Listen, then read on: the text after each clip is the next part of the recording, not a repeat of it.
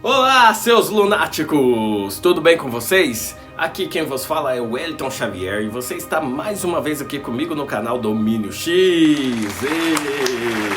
Pessoal, hoje eu trouxe um vídeo para vocês, vamos falar um pouco de Travis Walton. Vai ter abdução, vai ter mentira, vai ter reviravolta.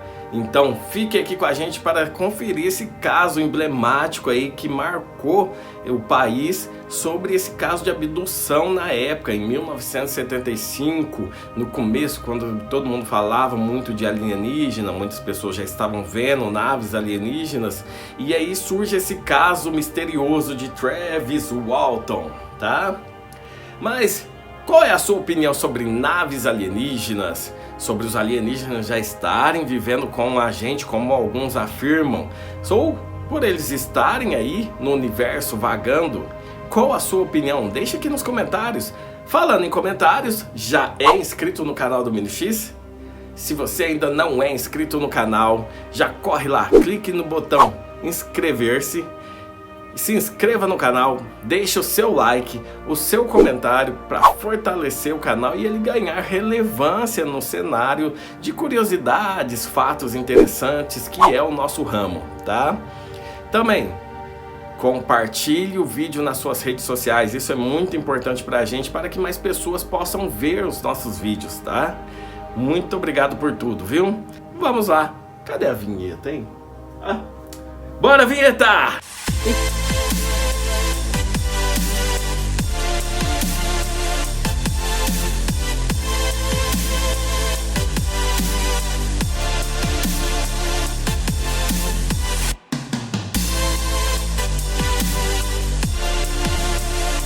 Então, pessoal, para falar sobre esse assunto a gente precisa conhecer um pouco mais quem é Travis Walton.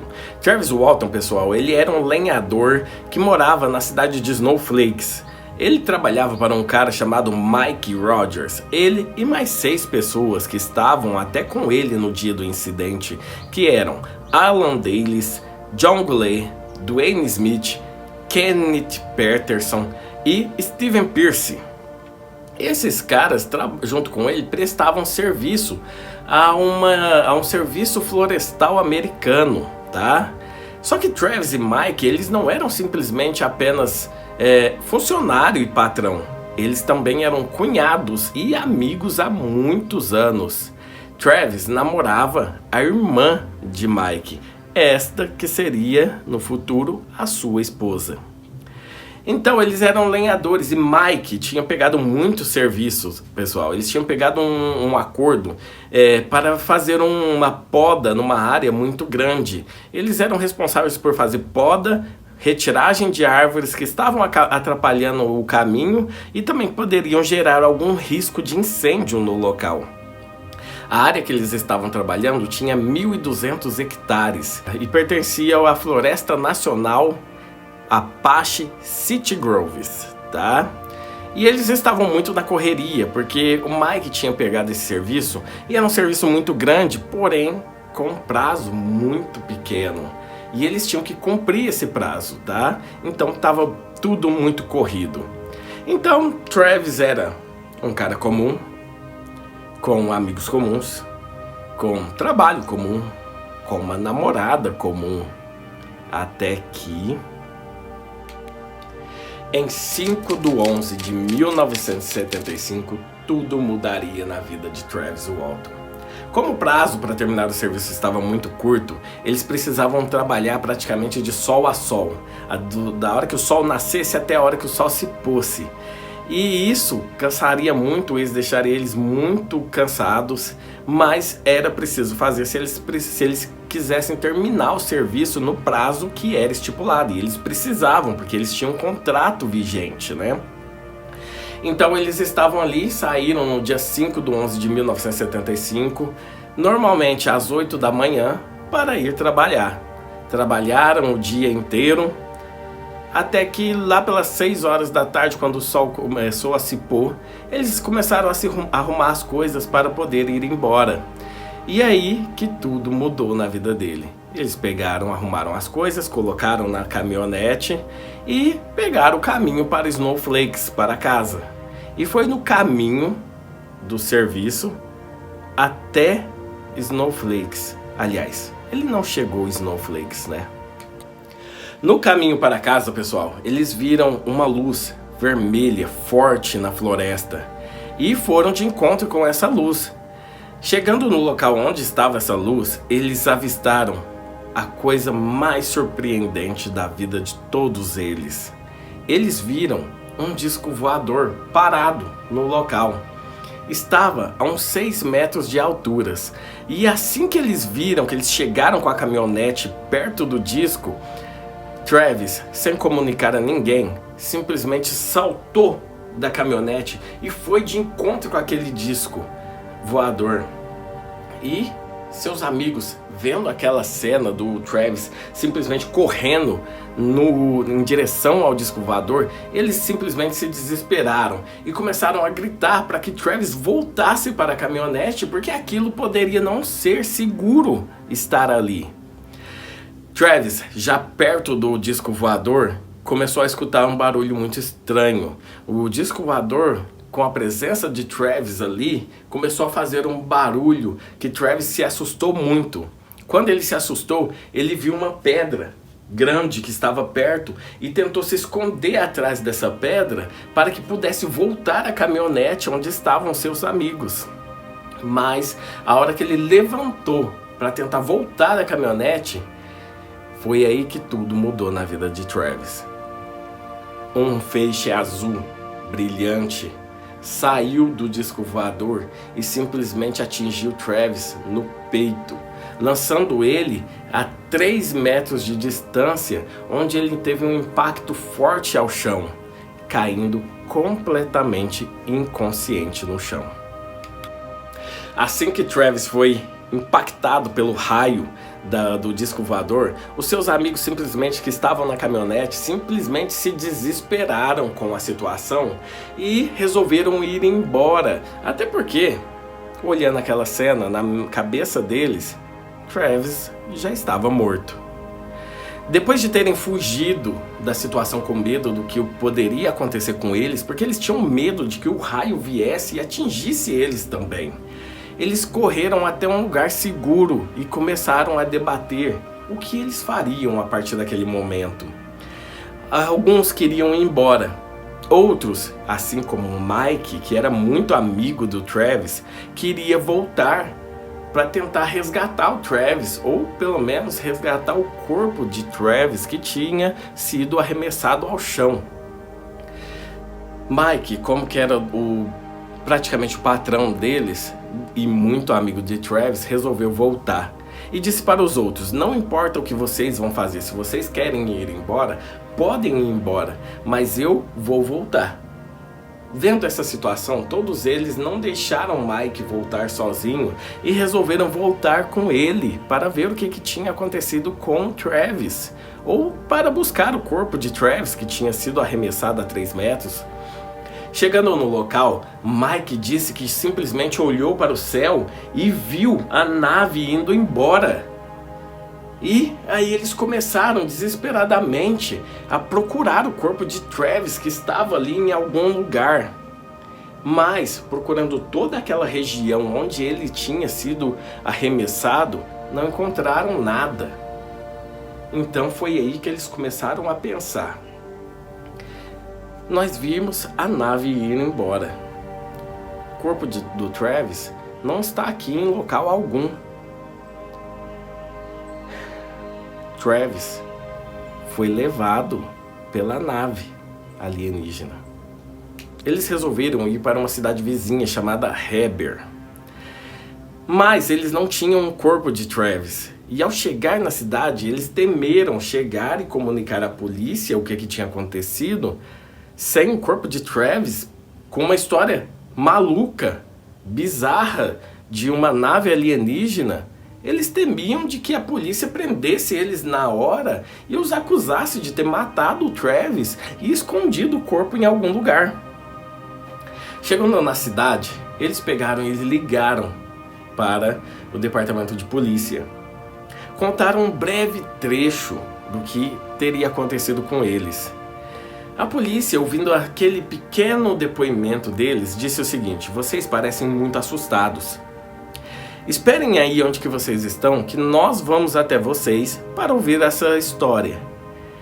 Então, assim a polícia fez. A polícia pegou e foi até o encontro deles. Chegando lá, ouviu toda a história deles. E, depois de terem ouvido a história completa deles, muitos policiais não acreditaram no que eles estavam contando, nessa história maluca de disco voador. Então resolveram ligar para o delegado Martin Gillespie, que resolveu ir até o local para ouvir a história da própria boca dos madeireiros. E nisso também eles estavam loucos para conseguir a ajuda dos policiais para voltarem até o local do acontecido para procurar Travis, que era amigo deles, muito amigo do Mike, cunhado do Mike, para que eles voltassem e ajudassem eles a procurar, porque quanto mais pessoas, melhor ia ficar para achar o Travis, né? Depois de que deram um depoimento para os policiais, Mike simplesmente foi até a casa da mãe do Travis contar o acontecido para a mãe do Travis, para que ela ficasse ciente do que teria acontecido e não fosse surpreendida por uma notícia que viesse de outra pessoa e pudesse assustá-la. Mike então contou para ela o que havia acontecido e foi aí que ela teve a reação mais inesperada possível. Ela simplesmente apareceu ficar em choque depois da notícia e não esboçava muita reação do que ela tinha acabado de ouvir. Ela simplesmente perguntou para ele se eles já tinham contado essa história para mais alguém e depois simplesmente ficou em silêncio. Depois de algumas horas processando toda a informação, ela simplesmente resolveu ligar para o irmão de Travis, o outro filho dela, para que ele pudesse vir até a casa dela, para que ela comunicasse para ele o que teria acontecido com o Travis.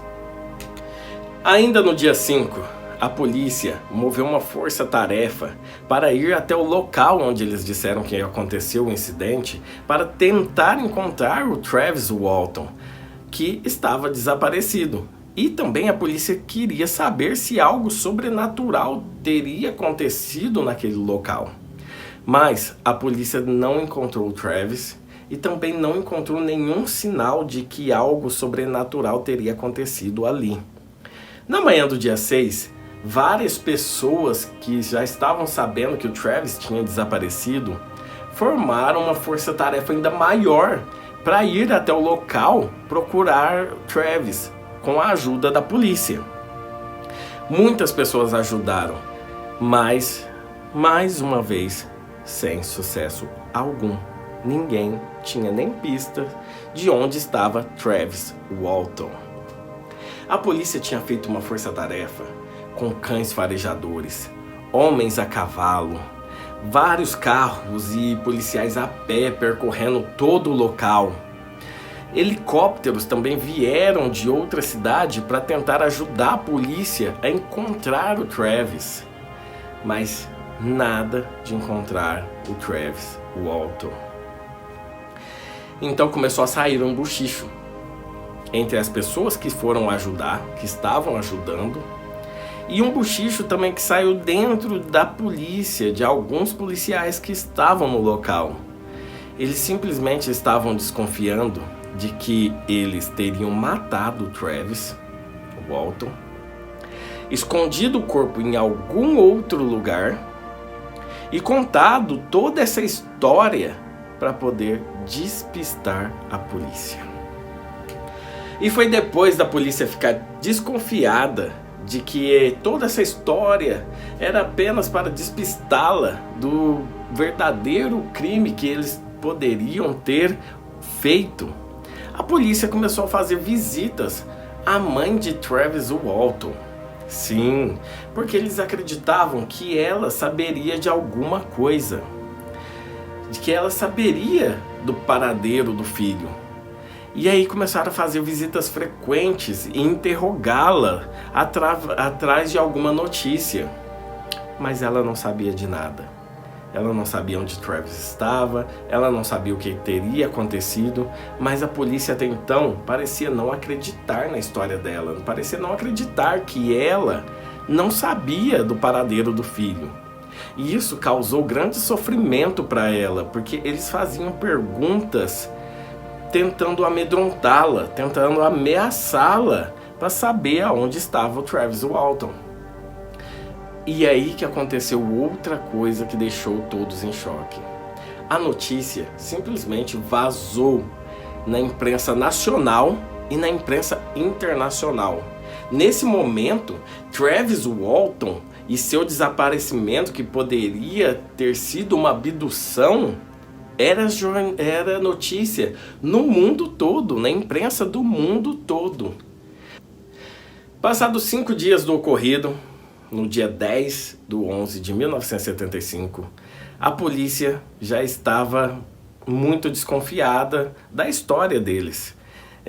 Do que eles teriam contado, esse absurdo de nave alienígena, e também junto o fato de você não encontrar o Travis Walton, nem o corpo de Travis Walton, nem nada sobrenatural que poderia justificar algo naquele local. Então, eles resolveram fazer o seguinte: naquela época, tinha o teste do polígrafo, chamado teste da mentira, para descobrir se as pessoas estavam mentindo. Naquela época era assim: você quer saber se alguém está mentindo? Teste do polígrafo nele. O teste vai dizer a verdade. Então a polícia decidiu passar todos eles, Mike e todos os 6 que trabalhavam com ele, pelo teste do polígrafo, para saber se eles estavam mentindo, onde estava o Travis, que história é essa de nave alienígena. Eles ficaram muito apreensivos com esse teste do polígrafo. Um deles chegou a comentar que isso era uma armadilha e que eles nunca mais sairiam dali, que eles seriam presos e nunca mais veriam a luz do sol. Com o teste em andamento, quem comandou o teste foi um homem chamado Gilson, que escolheu o primeiro para passar pelo teste. E começou com perguntas do tipo: o Travis está morto? Você matou o Travis?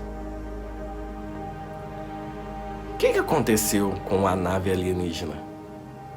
A fim de pegar eles em contradição. Mas, para surpresa deles, todos eles passaram no teste do polígrafo. E aí os policiais, todas as pessoas que estavam ali, todas as pessoas que tinham conhecimento do que estava acontecendo, ficaram simplesmente espantados com a possibilidade de que a história absurda deles de disco voador, de feixe de raio, pudesse simplesmente ser verdade. E somente um dos rapazes, o Alan, que não conseguiu fazer o teste da maneira correta. O resultado dele deu inconclusivo, mas depois descobriram que ele tinha uma ficha criminal e por isso ele ficou com muito medo de passar pelo teste do polígrafo e o Mike descobrir que ele tinha essa ficha criminal e acabar demitindo ele, porque ele precisava muito do serviço. Mas depois ele mesmo resolveu chegar no Mike e falar pro Mike do ocorrido, que ele tinha essa ficha criminal. E depois que Mike já sabia disso e não iria demiti-lo, ele voltou lá na polícia e fez o teste do polígrafo e passou com louvor. Então foi emitido um documento comprovando que eles diziam a verdade, que o que eles diziam, eles realmente acreditavam ter visto uma nave alienígena que soltou um feixe sobre Travis e que eles não teriam feito mal algum para o Travis. Isso foi mais do que o suficiente para os policiais e o delegado da cidade de Heber, que começaram a acreditar na história contada por eles. Travis então acorda em cima de uma mesa, com muitas dores no corpo. Foi abrindo os olhos devagar, observou que estava em uma sala, numa espécie de uma sala, que tinha algumas luzes no teto. Então ele rapidamente pensou que estava em um hospital. Ainda sem conseguir enxergar direito, ele viu que tinha 3 pequenas criaturas ao seu redor, com roupas vermelhas, e uma delas colocou um objeto metálico e gelado na sua barriga. Foi quando Travis começou a pensar: isso tudo está muito estranho. Essas roupas vermelhas não são roupas de enfermeiro ou de médico. Eu nunca vi médico com uma roupa dessa. Isso está muito esquisito. Foi quando suas vistas voltaram ao normal e Travis começou a perceber que aquilo não se tratava de um hospital e que aqueles não eram médicos. Eram criaturas pequenas, criaturas de baixa estatura, de olhos muito grandes e não tinha nariz e nem boca aparente. Lembrando muito aqueles alienígenas clássicos de filmes, os Greys. Então ele se levantou rapidamente, pegou um bastão que estava ali e começou a bater esse bastão para tentar criar uma ponta para então atacar aqueles alienígenas. Foi então que no momento que ele virou, ele esbarrou em um deles e simplesmente ele caiu, o alienígena caiu e ele percebeu que aqueles seres eram muito fracos e frágeis. Então ele rapidamente queria ir para cima daqueles seres e os seres muito assustados, porque naquele momento, para os seres que eram fracos e frágeis, o Travis era uma ameaça. Então eles começaram a fazer sinais para que ele parasse, para que ele se acalmasse. E Travis cada vez mais eufórico, cada vez mais nervoso. Então os alienígenas viram aquela cena e simplesmente viraram as costas para Travis e saíram por uma sala, deixando ele naquela sala nervoso. Travis, ao se ver sozinho dentro da sala, pensou consigo mesmo: aqueles alienígenas estão indo chamar reforços. Eles foram chamar outros alienígenas para que eles pudessem vir até aqui e me segurar. Então ele ficou dentro da sala aguardando, mas nada acontecia, ninguém vinha para segurá-lo. Foi quando então ele resolveu sair pelo mesmo corredor que os outros alienígenas tinham saído pela sala. Depois de ter passado por algumas portas, ele viu uma sala e resolveu entrar por essa sala. Dentro dessa sala tinha 3 portas e uma cadeira. Então ele pegou se aproximando devagar daquela cadeira, porque ele imaginou que tivesse alguém sentado na cadeira. Mas quando ele chegou perto, ele percebeu que não havia ninguém ali. E que a cadeira tinha uma espécie de manche e vários botões. Então ele começou a apertar, e de frente com a cadeira tinha uma espécie de um telão. Então ele começou a apertar várias vezes aquele botão, mexer no manche, e ele percebeu que conforme ele mexia, as imagens no telão assim começavam a se movimentar cada vez mais rápido. Então ele começou a pensar que ele poderia estar pilotando aquela nave. Imediatamente ele soltou os controles da nave e viu outros botões em uma espécie de mesa e começou a apertar esses botões, tentando fazer com que uma das portas abrisse para que ele pudesse sair daquele local. Mas ele não conseguiu nada, nenhuma das portas se abriram. Então, na tentativa de voltar e procurar outro lugar, ele praticamente deu de cara com outro alienígena que estava vindo em sua direção. Mas dessa vez era um alienígena que parecia um ser humano. Ele falou que era um alienígena tipo nórdico, forte, alto, com aproximadamente 2 metros de altura. Esse extraterrestre ele tinha um capacete transparente. Travis tentou dialogar com ele várias e várias vezes, tentando saber onde ele estava, o porquê ele estava ali, onde estavam levando ele, mas não recebia resposta nenhuma deles. Ele simplesmente ficava quieto e caminhava com o Travis em sentido a uma rampa. Chegando nessa rampa, eles desceram essa rampa. Foi onde Travis olhou e viu várias naves idênticas àquela que ele estava. E foi aí que ele percebeu que aquilo se tratava de uma nave-mãe. que guardava várias naves pequenas com ela.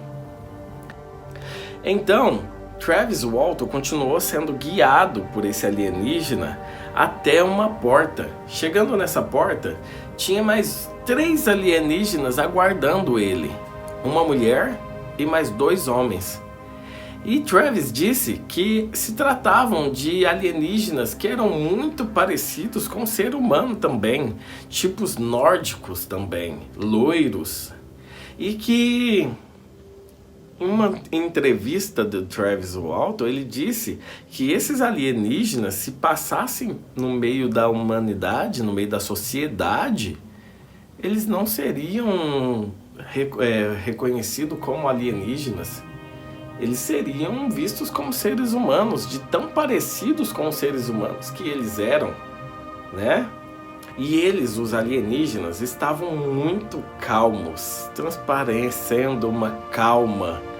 Enquanto Travis, naquele local, sem saber para onde ia, sem saber o que estava fazendo ali, ficava cada vez mais desesperado, cada vez mais conversando, cada vez mais ficando agitado, cada vez mais tentando fugir.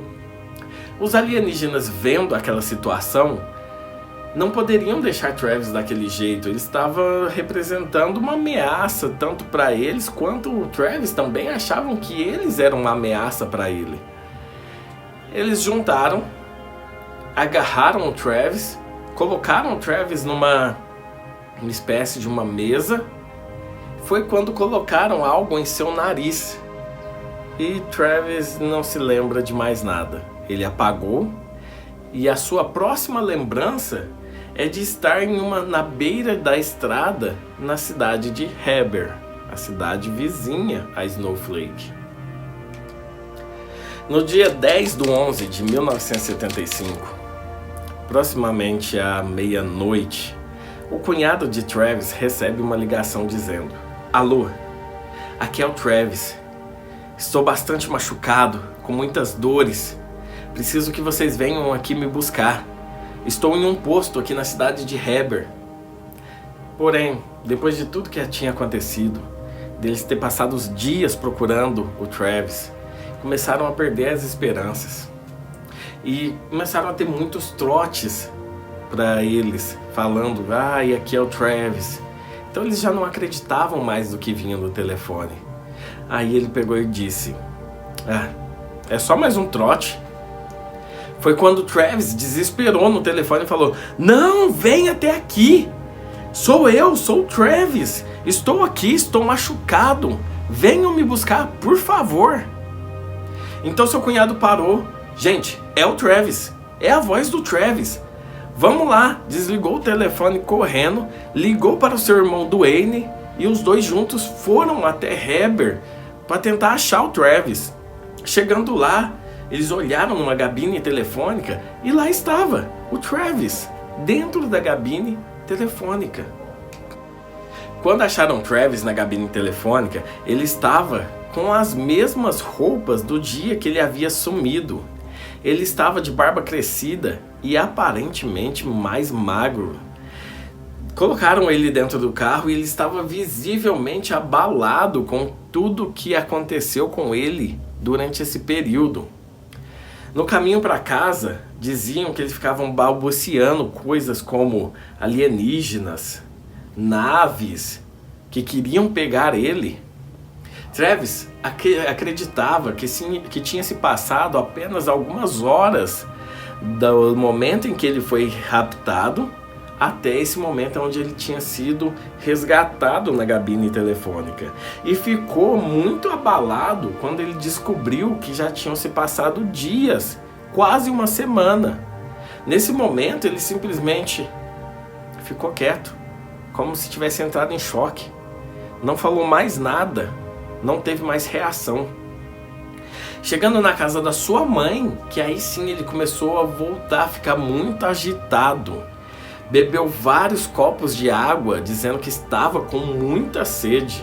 Foi ao banheiro urinar e seu irmão disse: "Olha, toma esse potinho aqui, coleta a primeira urina, que vai ser bom para fazer alguns exames para tentar descobrir, né, o que aconteceu com você." Travis não se sentia muito bem.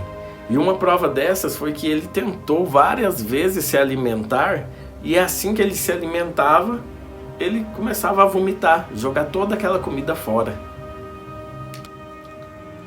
Devido ao seu grau de agitação, todos na casa decidiram que não era hora para chamar a polícia, para contar à polícia que o Travis tinha voltado já. A polícia ia fazer várias perguntas e ia deixar o Travis cada vez mais instável. Então resolveram esperar um pouco, esperar alguns dias passar, para que pudesse avisar a polícia da volta do Travis. No período em que Travis esteve desaparecido, algumas pessoas ligaram e falaram para que quando ele voltasse, para que eles pegassem e levassem ele até a cidade de Phoenix, onde alguns médicos estariam dispostos a fazer alguns exames em Travis. E assim fizeram. Travis voltou, eles pegaram o Travis no dia seguinte e levaram até a cidade de Phoenix. Mas chegando lá, descobriram que não eram médicos de verdade, eram hipnoterapeutas. Então decidiram deixar isso de lado e voltar para a cidade de Snowflake. Mas no dia seguinte, todos estavam sabendo da volta de Travis. Quem será que contou, né? Com a notícia vazada, várias pessoas começaram a ligar querendo conversar com Travis Walton. Uma dessas pessoas foi Coral Lawrence, que fazia parte de uma associação, uma organização civil que investigava a aparição de OVNIs, chamada APLO.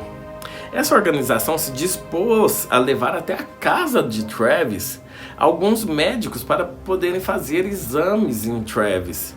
No dia marcado, eles foram até a casa do Travis, levaram esses médicos que fizeram uma bateria de exames em Travis e que constataram que Travis estava completamente normal. Como a notícia já havia se espalhado, o xerife de Gillespie, da cidade de Haverhill, ficou sabendo apenas pela mídia do que o Travis havia voltado para casa. E ficou furioso, porque ele pensou que, que já era amigo dos caras. Que assim que o Travis voltasse, eles iam pegar o telefone e avisar o Gillespie que o Travis havia voltado. Então o xerife decidiu entrar no carro e ir até a casa da mãe de Travis Walton. Chegando lá, ele indagou por que ele não tinha sido avisado da volta de Travis Walton. Então a família do Travis chegou e começou a conversar com o xerife, contando tudo o que havia acontecido nessas últimas horas em que ele havia voltado, né? E aí, simplesmente Travis, vendo toda aquela situação que estava ao seu redor, falou para todos sentarem, que já que eles queriam saber o que tinha acontecido, ele iria contar para todos o que havia acontecido. E o xerife foi a primeira pessoa de fora da família que escutou a história da própria boca do Travis Walton. O teste do polígrafo em Travis Walton. Então, Travis Walton, depois de ter contado tudo para todos que estavam ali, tudo que tinha acontecido com ele, o xerife escutou aquela história fascinante que deixou todos ali espantados. O xerife tomou uma decisão. Já que todos haviam passado pelo teste do polígrafo, por que não Travis Walton também passar pelo teste do polígrafo? E assim, o xerife disse: Travis, você deveria passar pelo teste do polígrafo, porque se der verdade a sua história, você pode haver uma investigação para descobrir tudo isso acerca, pode haver até um programa para descobrir as coisas acerca de OVNIs. Travis, na hora, concordou com o xerife e disse que iria. Entretanto, não foi. Por alguns motivos, algumas pessoas começaram a assustar Travis Walton, dizendo para ele que a máquina fazia leitura do seu nível de estresse. E como ele estava muito estressado devido a tudo que tinha acontecido com ele tinha medo de que fosse lá, a máquina desse uma leitura, um falso negativo, e desmoralizasse toda a sua história. Ele tinha esse medo. Então ele resolveu não ir. Mas um jornal da época, um jornal muito famoso da época, ficou insistindo para o Travis fazer esse teste do polígrafo. E de tanto insistir, Travis acabou se irritando com o jornal e disse: não, então eu vou fazer esse teste. Só que eu só vou sobre duas condições. Uma delas, o resultado só pode ser divulgado com a minha permissão. E segundo, que a pessoa que aplicar o teste, fazer a leitura da máquina, tem que ser uma pessoa completamente idônea, uma pessoa respeitadora, uma pessoa de caráter, que vai levar em consideração todo o estresse que eu estou sentindo. E aí o jornal concordou. Ok, só essas duas condições? A gente concorda. E assim foi feito. No dia marcado, Travis foi para passar pelo teste do polígrafo, né? O teste da mentira. E quem foi aplicar o teste do polígrafo no Travis foi um homem chamado John McAteer, do Laboratório Poligrafo do estado do Arizona. Mas se engana quem achou que eles iam cumprir a segunda parte do acordo. Porque esse John McAteer já foi todo tendencioso para o lado de Travis, tentando ameaçá-lo com algumas perguntas, fazendo perguntas, tentando acusá-lo de alguma coisa. E aí o nível de estresse do Travis acabou subindo cada vez mais e no fim o John acabou dizendo que o Travis não se comportou direito na hora do teste e que toda a sua história não passava de uma mentira, não passava de uma lorota. Travis ficou profundamente irritado com aquela situação. Mas esse teste não pôde ser divulgado devido à cláusula que eles tinham colocado de que eles autorizariam ou não o teste ser publicado. Esse teste, então, que Travis havia passado e que não foi divulgado, foi alvo de grande especulação sobre toda a história de Travis. Porque como ele não foi divulgado, muitas pessoas ficaram se perguntando se realmente o que o Travis tinha dito, se toda aquela história era verdade, se tudo que eles passaram era verdade. Travis, então, para provar que o aplicador estava tendencioso e que a história dele era verdade, ele disse: eu vou passar por mais 2 testes desse e eu vou provar que aquele aplicador era tendencioso e que a minha história, sim, essa história é verdadeira, que eu passei por isso. E não teve jeito. Travis então fez mais 2 testes, onde foi aprovado com louvor. O aplicador disse que não havia nenhum fato para contestar que era mentira a sua história, que todos os fatos batiam e que a máquina disse que a história era verdadeira. Mesmo Travis e todas as pessoas que estavam com ele no dia do incidente ter passado pelos testes do polígrafo, muitas pessoas eram céticas com a história que eles haviam contado e diziam que eles não viram nave alienígena nenhuma. Na verdade, o que eles viram foi o planeta Júpiter, que estava visível no céu naquela noite. Entretanto, Travis disse que se eles tivessem visto Júpiter, ele se apresentaria como um ponto no céu. E o que eles viram estavam a 3, 4 metros de distância deles, estavam muito mais perto. Eles fizeram um teste para saber se tinha alguma substância estranha no corpo de Travis, se ele tinha consumido drogas ou álcool. E o exame ficou comprovado que não havia nem drogas e nem álcool no corpo de Travis Walton. Contestaram também o comportamento da sua mãe, que simplesmente se manteve calma e quieta diante do acontecido. Mas isso pode ser explicado pelo fato de uma pessoa entrar em choque ao saber que o seu próprio filho havia desaparecido ou poderia estar morto. Ou também o fato de um prazo contestaram também o fato deles estarem com um prazo apertado para a conclusão do serviço e diziam que eles inventaram toda essa história para tentar ter um prazo maior para a conclusão do serviço. Eu acho que é uma história meio absurda só para ter um prazo maior para um serviço.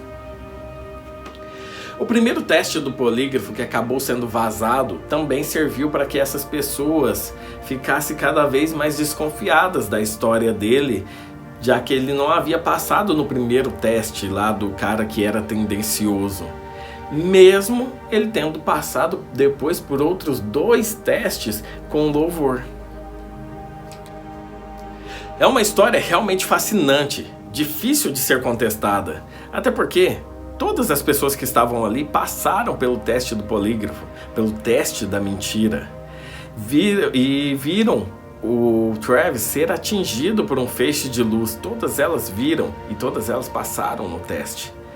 Inclusive, o próprio Travis Walton, que viveu toda essa história de estar dentro de uma nave alienígena, passou no teste do polígrafo. Existem alguns pontos de atenção citados pelos céticos da história. Sim, existem alguns pontos de atenção que não podem ser desconsiderados na história. Mas também existem alguns pontos de atenção que existem algum tipo de explicação válida. Mas não podemos deixar de lado esses pontos de atenção, citados pelos céticos de toda essa história. É bem complexo, realmente, mas eu queria saber de você. E você? Você acredita que o Travis realmente foi levado por uma nave alienígena? Você acredita que esse feixe de luz que atingiu ele não foi capaz de matá-lo, mesmo jogando a uma distância violentamente a uma distância de 3 metros dali? Você acredita que ele foi a bordo dessa nave e viu uma nave mãe? E depois que os alienígenas simplesmente pegaram e soltaram ele na cidade de Heber? Você acredita nisso? Você acredita na história de Travis Walton, que esteve a bordo, foi abduzido por uma nave alienígena? Deixa aí a sua opinião nos comentários. Também, quero saber, não é inscrito? Já corre lá, se inscreva no canal Domínio X. Deixe o seu like no nosso vídeo se você gostou do nosso vídeo. Deixe o seu comentário e compartilhe esse vídeo nas suas redes sociais para ajudar, para que esse vídeo seja visto por mais pessoas, para ajudar o canal a ter mais engajamento.